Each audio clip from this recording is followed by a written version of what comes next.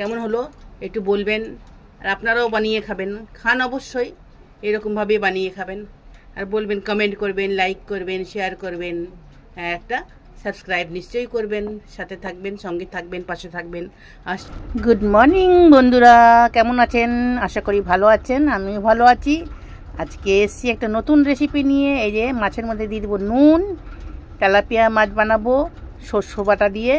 নুন দিয়ে দিলাম, এবার দিয়ে দেবো এর মধ্যে হলুদ দিয়ে এটাকে মিক্স করে নেবো ভালো করে, তারপরে ম্যারিনেট করে তারপরে ভাজা করতে চলে যাব। চলুন যাওয়া যাক। কিচেনে তো চলে এসেছি, এবার কড়াই বসিয়ে দেবো, কড়াইয়ের মধ্যে তেল দিয়ে ভাজা করে নেবো। ভালো করে মিক্স করতে হবে, তো ভিতরে যাতে নুন হলুদ সব যায়। মিক্সি জার, তারপরে নিলাম মিক্সার জার, এর মধ্যে এবার সর্ষ দিয়ে দেবো, কালো সর্ষ সাদা সর্ষ দুটো দিয়ে মিশিয়ে মশলা করবো, পেস্ট করবো। একটা সাদা সর্ষ, 1 চামচ সাদা সর্ষ আর আধা চামচ কালো সর্ষ, দুটো দিয়েই পেস্ট করে নেবো। খুব স্বাদ লাগে খেতে, বেশি খাওয়া ভালো না, কিন্তু কখনো কখনো মাঝে মাঝে খাওয়া যায় এরকম রান্না, তাই না? এটাকে আমি পিষে নেবো। পেস্ট করে তখন আমি কড়াই বসিয়ে দিচ্ছি গরম। তো কড়াইতে এবার তেল ছিল, আর একটু তেল দিয়ে দেবো আমি।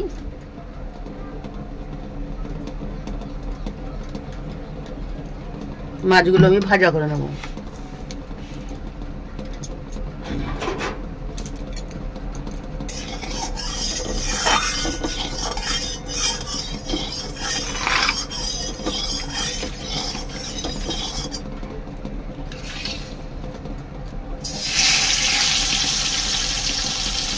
মাথাগুলো আগে ভাজা করি। এবার আমি মশলাটা ততক্ষণ পিষে নিই। এটাকে শুকনো খোলায় আগে পিষবো, এরকম জল দেবো না, পিষে নেবো, তারপরে জল দেবো। দেখুন মশলাটা এরকমভাবে শুকনো পিষে নিয়েছি। জল দিলে একদম পিষতো না, গোটা গোটা থাকতো, সেই জন্য শুকনো পিষে নিতে হবে আগে। আর এর মধ্যে দিয়ে দেবো এবার 2-3টে লঙ্কা, 3টে লঙ্কা, একটু জল দিয়ে এটাকে আবার পিষবো। রেডি করে নিলাম। এবারে মাছটা ভাজা হয়েছে আমার এক পিসে, এবার আমি আর এক পাশ পাল্টি করে দেবো।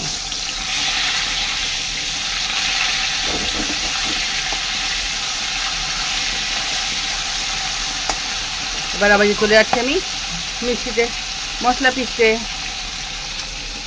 আবার পিষে নিয়ে আসি। দেখুন আমার শস্যটা কত স্মুথ একটা পেস্ট হয়ে গেছে, লঙ্কাও দিয়ে পেস্ট করে নিয়েছি। এবার দেখি মাছটার কি পজিশন। মাছটা আমার ভাজা হয়ে গেছে, এবার এটা তুলে নেবো, তুলে নিয়ে অন্যটা দিয়ে দেবো।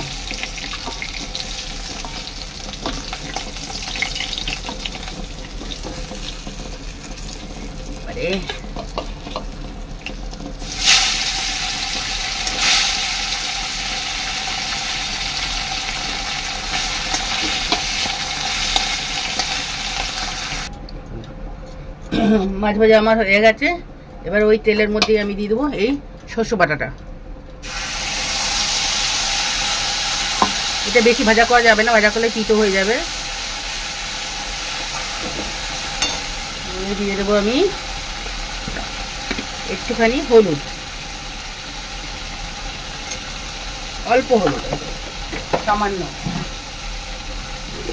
এবার দিয়ে দেবো আমি স্বাদ মতন নুন।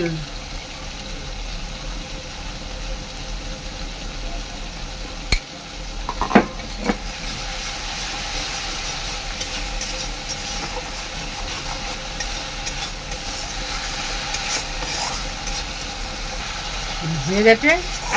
এবার আমি দিয়ে দেবো এর মধ্যে আমার যতটুকুনি গ্রেভি চাই সেই হিসাবে জল দিয়ে তো মিক্সার বাটিটা জল দিয়ে মশলা শুদ্ধ আমি দিয়ে দিলাম। এবার জলটা যখন টকবক করে ফুটে উঠবে তখন আমি দিয়ে দেবো এর মধ্যে মাছটা। লঙ্কা তো আমি বেটে দিয়েছি, আর উপর থেকে কয়েকটা লঙ্কা আমি এমনি গোটায় দিয়ে দেবো। এবার দিয়ে দেবো সামান্য একটু চিনি, সামান্য একদম। চিনি দিলে টেস্ট ডবল হয়ে যায়। আমার কোনো রেস্টুরেন্টের মতন রেসিপি নয়, একদম ঘরের মতন হোমমেড রেসিপি। যা খেলে কারো কোনো ক্ষতি হবে না। বাচ্চা থেকে বুড়ো সবাই খেতে পারবে অল্প একটু।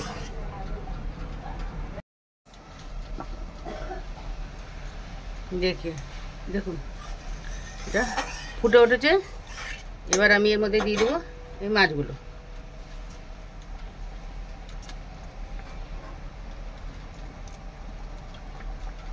মাছগুলো এক এক করে ছেড়ে দিলাম। ছেড়ে দিয়ে এইবার একটুখানি এটা ফুটতে হবে, তাহলে মাছের ভিতরে সব ঝোল, রস, নুন সব মশলা ঢুকবে। এবার আমি গ্যাসটা স্লো করে একটু ঢাকা দিয়ে দেবো।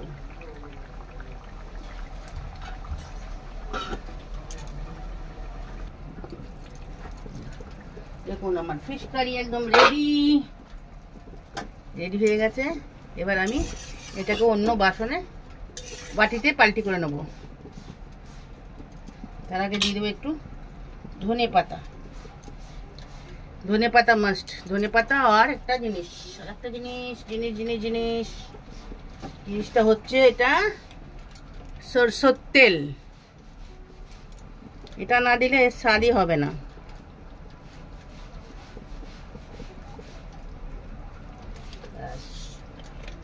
এবার দিয়ে ভালো করে একটু মিলিয়ে দিলাম।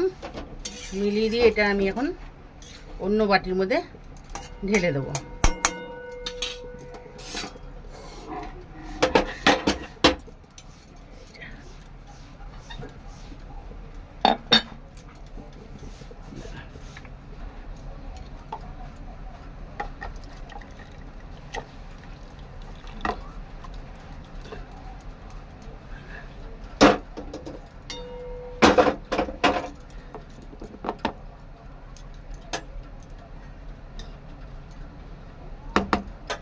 এবার গার্নিশের জন্য উপর থেকে একটু ধনে পাতা দিয়ে দেবো।